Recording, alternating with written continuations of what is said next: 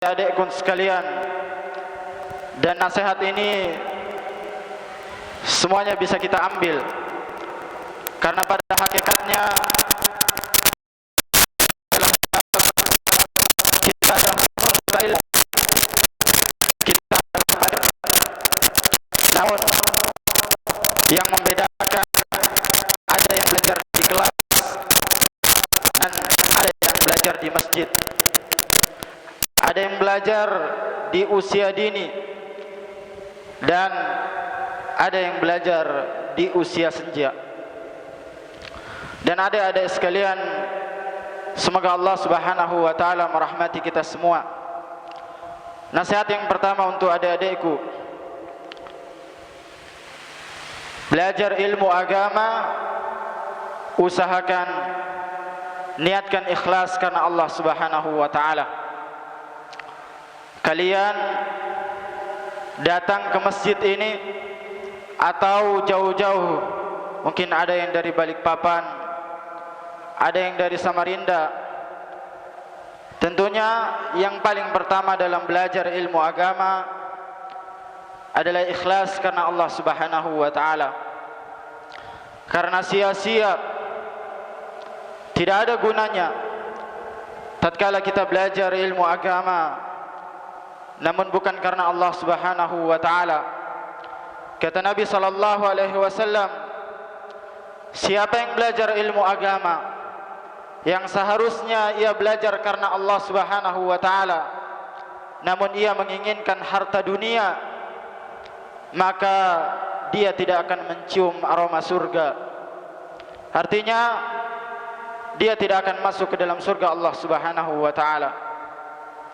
Yang pertama adalah ikhlas. Ikhlas karena Allah Subhanahu wa taala. Yang kedua,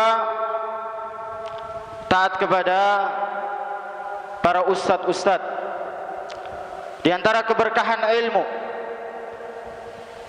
adalah patuh dan taat kepada orang yang memberikan ilmu kepada kita. Mendengar dan taat kepada mereka adalah bagian agar kita bisa mendapatkan berkahnya ilmu. Berkah dalam artian tambahan ilmu agama. Bisa jadi kita sulit menghafal, bisa jadi kita sulit untuk memahami. Itu dikarenakan kurangnya adab kita kepada para ustadz kita. Bisa jadi malasnya kita belajar, malasnya kita duduk di majelis ilmu. Itu bisa jadi dikarenakan kita kurang berterima kasih kepada ustadz-ustadz kita. Maka ada adik-adikku sekalian yang dirahmati oleh Allah Subhanahu wa taala, maka bersyukur kepada ustadz-ustadz kalian yang mau membina kalian, yang mau meluangkan waktu untuk memberikan kalian ilmu. Maka banyak-banyak berterima kasih kepada mereka. Sabar atas perbuatan yang dilakukan oleh ustadz-ustadz. Mungkin ada sebagian ustadz yang kasar, mungkin ada sebagian ustadz yang tidak bisa menahan emosinya, lantas berbicara yang tidak enak didengar. Tapi itu bagian dari talabatul ilm, bagian dari belajar ilmu agama. Maka jangan sekali-sekali durhaka kepada ustadz-ustadz kalian. Kemudian nasihat yang terakhir adalah jangan sampai sia-siakan harapan orang tua kalian. Jangan sampai sia-siakan harapan orang tua kalian. Orang tua kalian bekerja keras mencari nafkah agar kalian bisa sekolah, dengan harapan kalian menjadi anak yang soleh, dengan harapan kalian keluar dari ma'had ini, kalian bisa membanggakan orang tua kalian. Maka ketika kita belajar, kita ingat orang tua kita di rumah. Bapak saya, ibu saya kerja keras untuk saya sekolah, untuk saya bisa menjadi anak yang sukses, yang bisa mendoakan kedua orang tua saya. Inilah 3 nasihat yang mungkin bisa diambil untuk anak-anakku. Semoga kalian bisa menjadi rabbani, kalian bisa menjadi generasi yang rabbani, yang menyembah Allah Subhanahu wa taala benar-benar sebagai penuntut ilmu agama. Taib, itu sebagian nasihat yang mungkin tidak banyak, tapi alangkah baiknya nasihat itu tersampaikan, karena Allah Subhanahu wa taala memerintahkan kepada kita untuk saling menasihati dalam kebaikan dan dalam sesuatu yang hak, baik itu dalam kebaikan dan dalam kesabaran. Allah Subhanahu wa taala memberikan kita perintah agar kita saling bisa menasihati. Bapak-bapak dan ibu-ibu yang dirahmati oleh Allah Subhanahu wa taala, pada malam hari ini kita melanjutkan pelajaran kita terkait dengan tauhid, dan kita masih berada pada bab ad-du'a ila syahadati an la ilaha illallah, bab berdakwah kepada syahadat an la ilaha illallah, yang pada pertemuan sebelumnya kita telah menjelaskan sedikit dari makna dakwah itu sendiri dan apa yang perlu disiapkan ketika berdakwah, baik itu dari seorang dai atau mad'u yang didakwahkan dan hal-hal yang semisalnya. Dan kita sudah menjelaskan mahiyya ad-da'wah, apa itu dakwah kepada Allah Subhanahu wa taala. Ada yang ingat, Pak? Apa itu dakwah? Kayaknya kelamaan ini kajian, kelamaan libur, makanya lupa. Ad-da'wah hiya nida'un nas li fi'lin ma amara Allah bihi wa tarkin ma nahallahu anhu. Dakwah adalah menyeru, mengajak kepada perbuatan yang diperintahkan oleh Allah Subhanahu wa taala, atau mengajak untuk meninggalkan apa-apa yang dilarang oleh Allah Subhanahu wa taala. Hadhihi hiya ad-da'wah.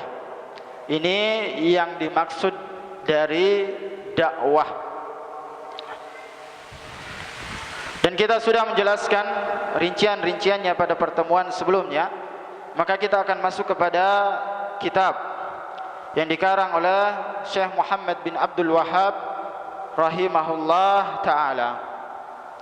Qala al-muallifu rahimahullahu ta'ala, bab ad-du'a ila syahadati an la ilaha illallah, bab berdakwah kepada syahadat an la ilaha illallah. Di sini penulis menyebutkan 3 dalil yang berkaitan dengan bab itu sendiri.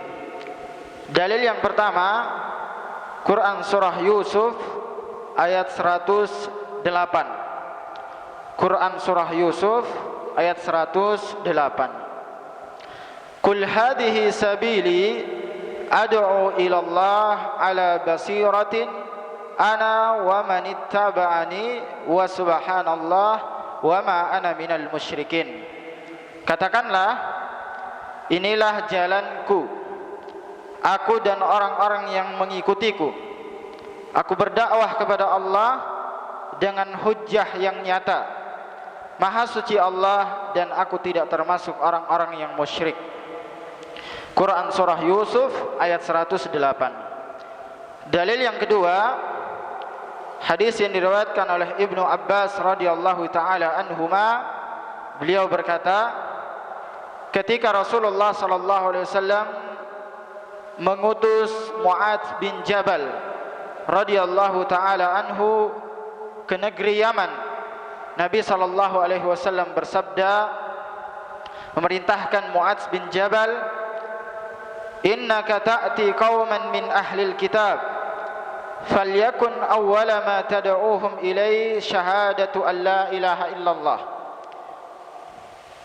Wa fi riwayah ila an yuwahhidullah fa inhum ata'uka lidzalik fa'alimhum anna Allah iftarada alaihim 5 salawat fi kulli yawmin wa laylah fa inhum ata'uka lidzalik fa'alimhum anna Allah iftarada alaihim sadaqatan tu'khadhu min agniyaihim faturaddu ala fuqaraihim fa inhum ata'uka lidzalik fa iyyaka wa qara'ima amwalihim wattaqi da'watal mazlum fa innahu laysa bainaha wa bainallahi hijab.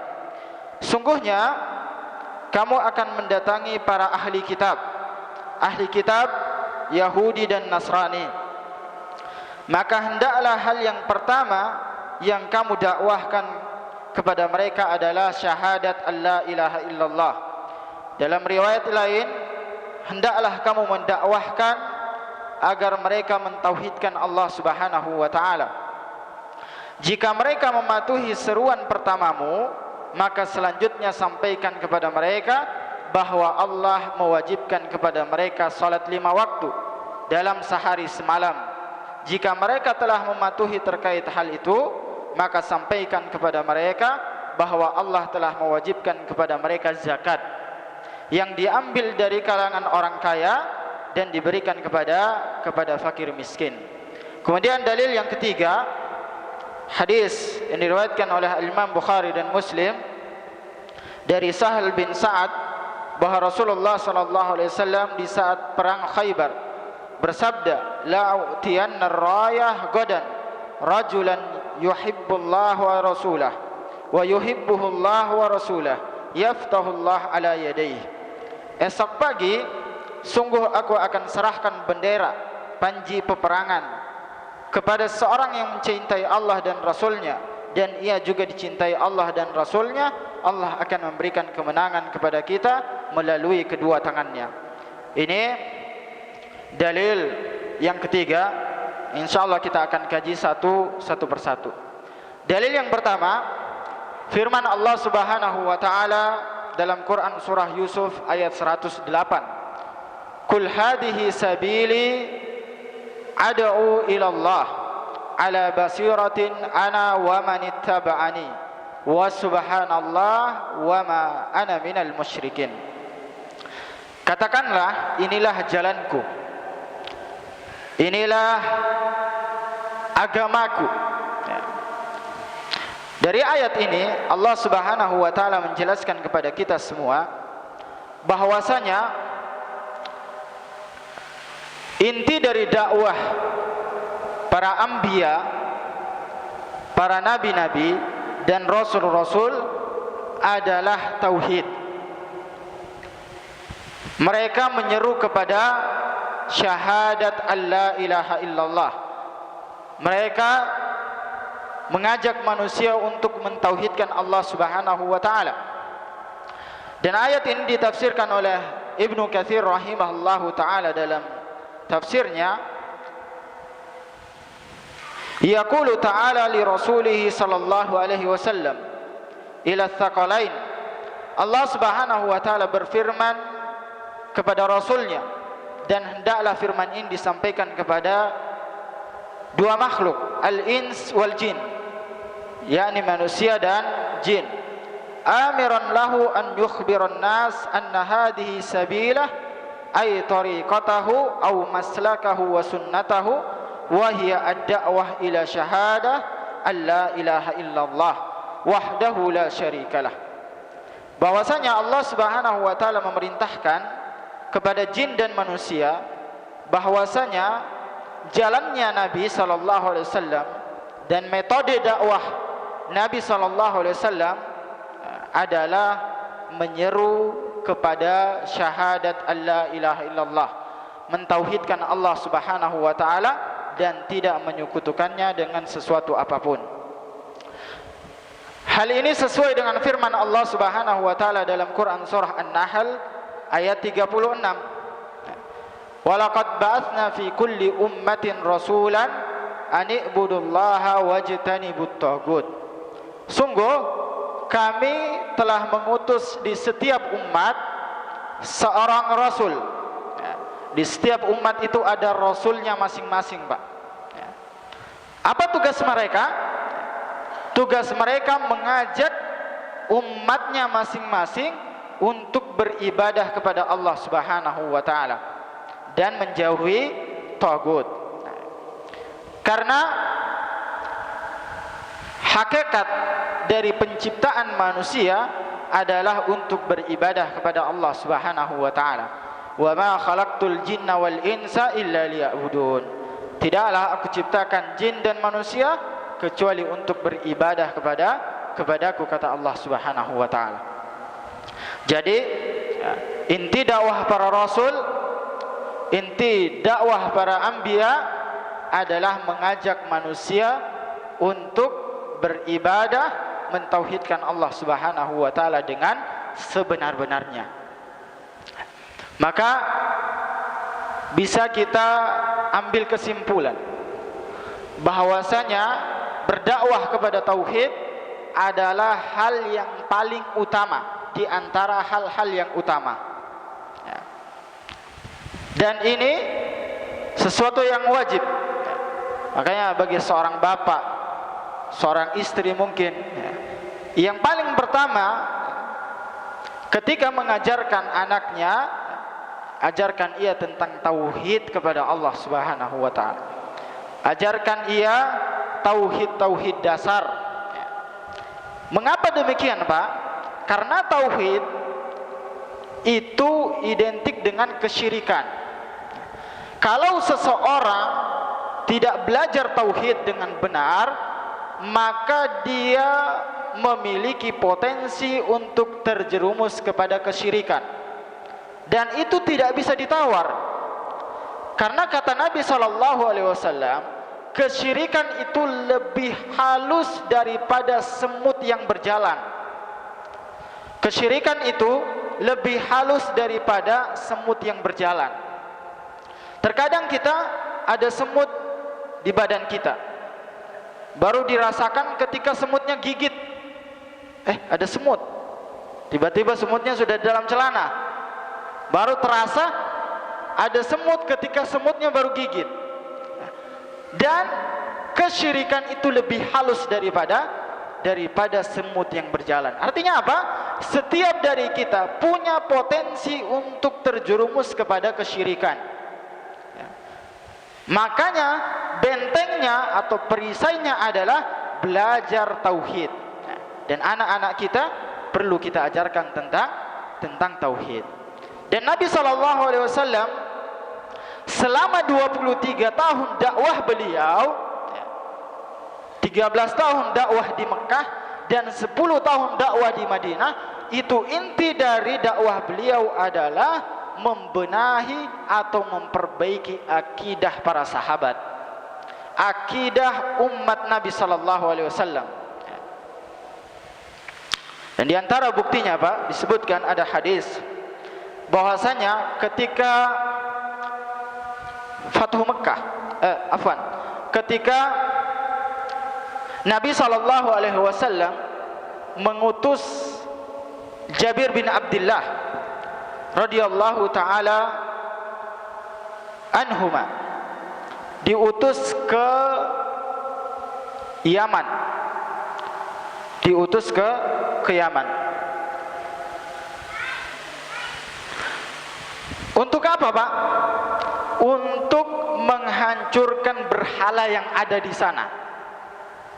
Dalam hadis disebutkan, ala turihuni min dil khalasah. Maukah kamu menenangkan hatiku dari berhala khalasah? Berhala ini namanya khalasah, Pak. Berhala ini ada di negeri Yaman. Sampai-sampai disebut dengan Ka'batul Yamaniyah, Al-Ka'bah Al-Yamaniyah, yang dimana patung ini, sesembahan ini, itu diagungkan di negeri Yaman. Dan Nabi SAW gak tenang hatinya, Pak, karena masih ada berhala yang belum diberantas oleh Nabi sallallahu alaihi wasallam. Makanya Nabi sallallahu alaihi wasallam minta kepada Jabir bin Abdullah, "Maukah engkau menenangkan hatiku agar engkau bisa membasmi atau menghancurkan berhala yang ada di Yaman?"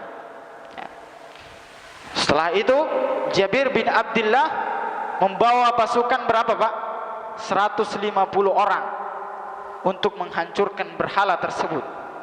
Setelah hancur, Nabi SAW sudah tenang. Setelah dihancurkan berhala tersebut, Nabi SAW tenang. Nah, ini pendidikan, ini dakwah yang diberikan oleh Nabi SAW kepada para sahabatnya. Nah, ini dakwah tauhid, Pak. Dakwah tauhid. Di antara contoh dakwah tauhidnya Nabi SAW, ketika di akhir hayat Nabi SAW, Nabi SAW masih memberikan nasihat kepada para sahabatnya. Nasihatnya apa, Pak? La'natullah al-yahud wan nasara ittakhadhu qubur anbiya'ihim masajid. Semoga Allah melaknat orang-orang Yahudi dan orang-orang yang Nasrani.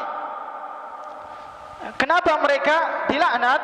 Karena mereka menjadikan kuburan-kuburan nabi-nabi mereka sebagai masjid. Ini dakwah tauhid kepada para sahabatnya. Di akhir hayat Nabi SAW, Nabi masih memberikan pesan betapa pentingnya tauhid dalam kehidupan kita. Kenapa dilarang, Pak? Apa maksudnya? Kenapa Nabi SAW mendoakan laknat kepada mereka? Agar kuburan-kuburan itu tidak disembah. Nah, sekarang kita dapati kuburan ramai, masjidnya sepi. Kenapa demikian? Apa sebabnya? Sebabnya satu, di kajian-kajian kaum muslimin jarang sekali atau tidak pernah mempelajari tauhid. Jarang mengajarkan kepada para mad'unya, kepada umatnya, kepada masyarakatnya tentang bahaya kesyirikan. Kalau kita bilang ini syirik, alergi dengan kata syirik. Ini penting, Pak. Penting sekali kita mendakwahkan tauhid ini. Abu Bakar radhiyallahu taala anhu, tatkala Nabi sallallahu alaihi wasallam wafat, lihat, Pak, betapa pentingnya dakwah tauhid untuk para sahabat, sehingga itu terlihat dari amalan mereka, terlihat dari keseharian mereka. Ini buah dari dakwah tauhid yang diajarkan oleh Nabi sallallahu alaihi wasallam kepada para sahabat. Abu Bakar radhiyallahu taala anhu, tatkala Nabi sallallahu alaihi wasallam meninggal dunia, Umar bin Khattab radhiyallahu taala anhu histeris, Pak. Tidak nyangka, tidak mengira bahwasanya Nabi sallallahu alaihi wasallam akan meninggal dunia. Sampai-sampai Umar bin Khattab radhiyallahu taala anhu mengatakan, "Wallahi ma mata Rasulullah sallallahu alaihi wasallam." Demi Allah, Nabi sallallahu alaihi wasallam tidak mati. La yub'atsanna Allah wa la yaqta'anna aydiya rijalin wa arjulahum. Sungguh Allah Subhanahu wa taala akan membangkitkan Nabi sallallahu alaihi wasallam kembali, dan Nabi sallallahu alaihi wasallam akan memotong tangan-tangan dan memotong kaki-kaki orang yang mengatakan Nabi sallallahu alaihi wasallam sudah meninggal dunia. Ini karena tidak percaya, tidak menyangka, karena kaget Nabi sallallahu alaihi wasallam meninggal dunia. Lantas apa yang dilakukan oleh Abu Bakar radhiyallahu taala anhu? Tatkala Umar mengatakan kepada seluruh sahabat, Nabi sallallahu alaihi wasallam tidak meninggal dunia, Abu Bakar radhiyallahu taala anhu datang kepada para sahabatnya seraya mengatakan, "Ijlis ya Umar, duduklah wahai Umar. Amma ba'du, faman kana minkum ya'budu Muhammadan fa inna Muhammadan yamut. Siapa di antara kalian yang menyembah Nabi sallallahu alaihi wasallam, maka sungguh Nabi sallallahu alaihi wasallam telah meninggal dunia. Faman kana minkum ya'budullah fa innallaha hayyun la yamut. Sesungguhnya Allah Subhanahu wa taala, siapa yang menyembah Allah, maka sesungguhnya Allah Subhanahu wa taala Maha hidup dan tidak mati. Apa poinnya di sini, Pak? Poinnya Abu Bakar radhiyallahu taala anhu mengajarkan kepada para sahabatnya bahwasanya Nabi sallallahu alaihi wasallam hanyalah seorang utusan, hanyalah seorang nabi, tidak lebih daripada itu, dan tidak pantas untuk disembah. Dan bisa kita terapkan dalam kehidupan kita, bahwasanya kalau ada kiai, kalau ada ustadz, kalau ada orang yang soleh, ketika meninggal dunia sudah selesai urusan mereka. Tidak pantas untuk kita kultuskan, apalagi kita datang ke kuburan mereka, kita minta doa untuk kepada mereka, minta jodoh kepada mereka, minta penglaris kepada mereka, padahal mereka sibuk di alam kubur mereka. Dakwah tauhid yang diajarkan oleh Nabi sallallahu alaihi wasallam kepada para sahabat. Ini buahnya, Pak. Sungai Nil pernah mengering selama 1 tahun. Mengering, Pak, Sungai Nil di Mesir. Warga-warga sekitar datang kepada Gubernur Amr bin As, seraya mengadu, ini Sungai Nil tidak mau mengalir. Biasanya apa yang dilakukan? Maka warga mengatakan, biasanya kita kasih tumbal, anak gadis perawan dilempar ke dalam sungai tersebut, baru Sungai Nil itu ngalir. Apa kata Amr bin As? Ini tidak dibenarkan dalam Islam. Lantas beliau mengirim surat kepada Umar bin Khattab. Maka Umar bin Khattab radhiyallahu taala anhu kirim surat, Pak. Kirim surat untuk siapa? Untuk Sungai Nilnya, bukan untuk warganya, bukan untuk khalifah di sana, tapi untuk Sungai Nilnya. Seraya mengatakan, wahai Nil, kalau sekiranya kamu mengalir karena kehendakmu sendiri, maka jangan mengalir selamanya. Namun kalau kamu mengalir karena kehendak Allah, maka mengalirlah karena kehendak Allah. Tauhid, Pak. Tauhid di sini. Ini buah dari tauhid yang diajarkan oleh Nabi sallallahu alaihi wasallam kepada para sahabatnya. Sehingga mereka benar-benar menghancurkan kesyirikan. Disinilah kejayaan umat Islam. Kita kalau dapati Sungai Nil seperti itu, sekarang banyak ada gunung-gunung yang meletus. Ambil, oh ini penghuni gunungnya marah, sembelih sapi, sapi yang gede itu lagi ditaruh di gunung. Ada sungai-sungai yang banjir, oh ini sungainya marah, sembelih kambing, dilempar ke sungai, yang makan buaya, dan hal-hal semisal. Maka buah tauhid yang diajarkan oleh Nabi sallallahu alaihi wasallam itu nampak kepada para sahabatnya. Di antaranya Ali bin Abi Thalib radhiyallahu taala anhu pernah berpesan, Pak, kepada salah seorang sahabat atau tabi'in. Beliau mengatakan, "Alla ab'atsuka ala ma ba'athani alaihi Rasulullah sallallahu alaihi wasallam." Maukah engkau aku utus sebagaimana Nabi sallallahu alaihi wasallam mengutusku? Alla tada'a timthalan illa tamastah. Ya. Apa pesan Nabi sallallahu alaihi wasallam? Tidaklah engkau meninggalkan berhala, patung yang disembah, kecuali engkau hancurkan. patung yang disembah itu suruh hancurkan. Wala qabran musyrifan illa sawaita. Dan tidaklah engkau mendapatkan kuburan yang kuburan yang tinggi, mungkin 1 jengkal, melebihi 1 jengkal, kecuali engkau ratakan kuburan tersebut. Sekarang kita melihat, Pak. Sekarang kita melihat kuburan kaum muslimin itu megah sekali. Ada kurungnya, ada selendangnya, ada bunga-bunganya, bersih tempatnya, di keramik. Keramiknya kalah harga keramik Raudhah. Itu cantik betul, ada pagarnya, diperindah. Namun Nabi SAW berpesan, kuburan itu tidak boleh lebih daripada 1 jengkal. Harus diratakan, Pak. Lihatlah kuburan para sahabat. Kita bisa lihat di YouTube, mungkin internet, kuburan Baqi, kuburan para sahabat. Adakah yang mewah dari kuburan mereka? Siapa yang pernah umrah? Haji mungkin ada. Mungkin singgah di kuburan Baqi.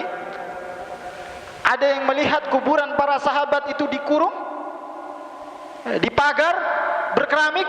Lah, kita tidak dapatkan kuburan mereka seperti itu. Mereka adalah orang sahabat yang paling mulia. Bahkan Nabi SAW mengatakan, la tasubbu ashabi. Kalian jangan mencela, mencaci maki para sahabatku, karena kedudukan mereka lebih tinggi daripada kalian.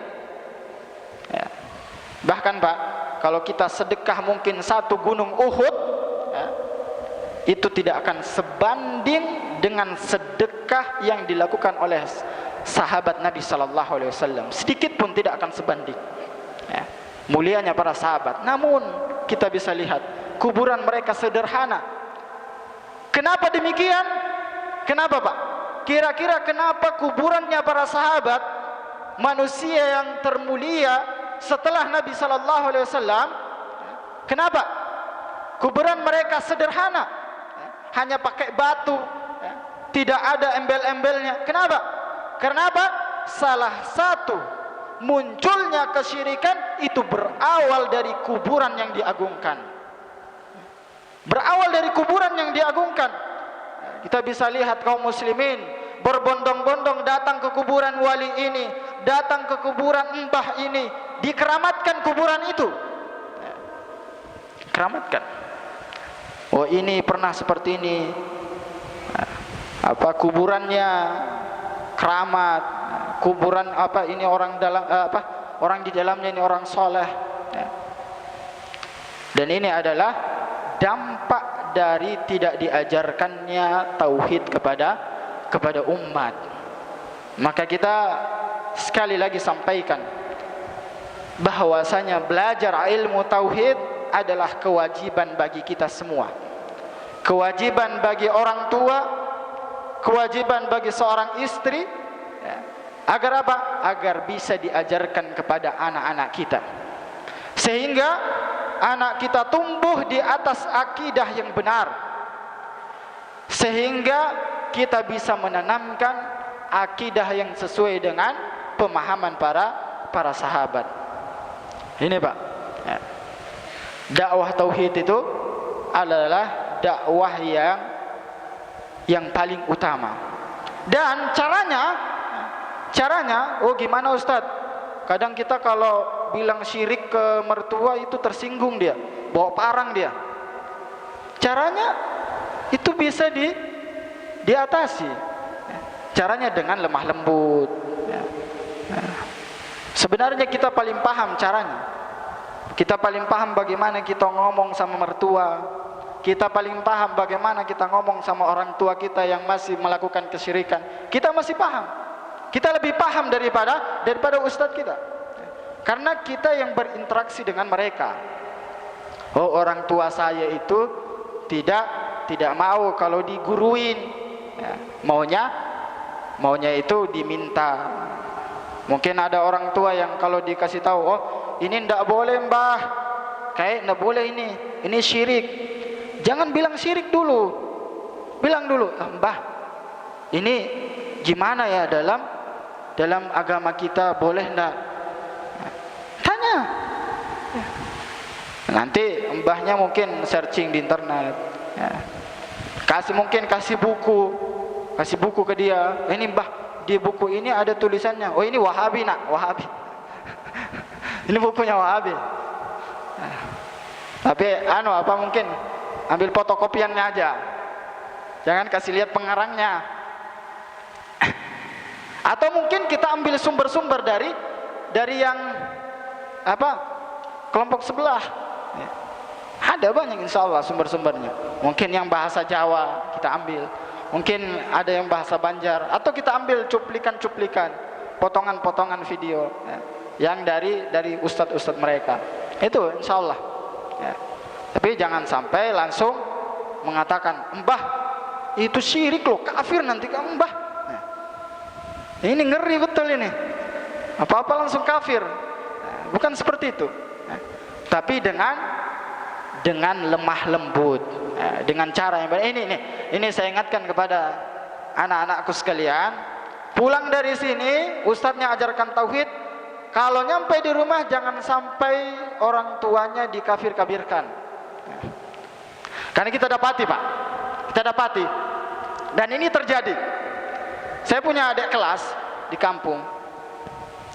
Dia lulus sekolah, kita masih di STD. Dia lulus sekolah pas liburan, lulus sekolah dia kuliah di luar, kayak mondok-mondok lagi. Itu dia pulang liburan, langsung khutbah Jumat. Khutbah Jumat bahasnya apa coba? Bahasnya haram rokok. Rokok haram. Bapaknya ngerokok, Pak. Bapaknya ngerokok. Pulang rumah enggak tahu kayak gimana dia. Mungkin dipukul sama bapaknya. Sehingga apa? Dari jamaah itu, ini anak baru belajar kemarin sudah haram-haramin rokok. Bapaknya aja ngerokok sama kita. Sehingga citranya jelek. Nah, ini yang sampai pulang ke rumah dapat pelajaran tentang tauhid, jangan mengkafir-kafirkan orang tua, apalagi jangan langsung haram, jangan langsung ini, tapi dengan hikmah, dengan cara yang benar, ya. Tidak langsung disekak. Dan ini banyak sekali, Pak, banyak sekali kejadian, ya. Bahkan ada yang pernah dia sekolah di Jawa, dari kampung pulang karena baru belajar ceramah khutbah Jumat. Itu ceramahnya masalah haramnya gambar yang dipajang. Semua foto-foto orang tuanya itu dicopot. Dicopot dari rumahnya tuh. Ini haram, Bi. Mak, ini haram. Dicopot. Dihancurkan. Enggak tahu apa kelanjutannya. Kelanjutannya mungkin dipukul sama orang tuanya, ya. Makanya dakwah tauhid itu dengan hikmah, ya. Kita tetap wajib untuk mendakwahkan tauhid ini, tapi tidak brutal, ya. Tidak langsung disekak orang yang kita dakwahkan. Mungkin salah satu caranya dengan mendoakan pertama. Assalamualaikum akhi, semoga Allah subhanahu wa ta'ala memberikan petunjuk kepada antum. Ana sesat kah? Kalau enggak mempan kata-kata itu, yang Assalamualaikum akhi, Allahu yahdik. Ini bahasa Arab, mungkin dia enggak paham nanti kan. Allahu yahdik. Nah, ini enggak paham apa yahdik akhi. Baguslah. Pokoknya baguslah artinya. Ini akhi, masalah ini ana pernah baca. Ini enggak dibenarkan dalam agama kita. Antum pernah baca enggak? Enggak sih. Coba baca lagi antum. Ya. Mungkin bisa jadi dari kata-kata yang kita sampaikan itu lembut, ya, mengena di hati. Mungkin bisa jadi perantara Allah Subhanahu wa taala memberikan hidayah kepada orang tersebut. Ya, pelan-pelan. Atau mungkin kita japri. Jangan di-share di grup. Si fulan tadi ikut acara acara apa di sini? Acara apa, lepas kurban dan lain sebagainya, perkara-perkara kesyirikan atau intinya dengan cara yang hikmah. Nah, kita sampaikan dakwah as-salafiyah itu adalah dakwah yang mengajak kepada Allah Subhanahu wa taala, mengajak kepada tauhid, la ilaha illallah. Maka Pak, jangan bosan-bosan dengar kajian tauhid. Ya, jangan bosan-bosan dengar kajian tauhid. Tauhid lagi, syirik lagi. Tidak apa-apa Pak. Ya. Tapi itu berkah dapatnya, sehingga kita bisa ajarkan kepada anak-anak kita. Wallahu a'lam bishawab. Ini yang bisa kita sampaikan. Semoga bermanfaat untuk diri kami pribadi dan untuk jamaah sekalian. Wassallallahu wasallama ala nabiyina Muhammad. Subhanakallahumma bihamdika asyhadu an la ilaha illa anta astaghfiruka wa atubu ilaik. Assalamualaikum warahmatullahi wabarakatuh.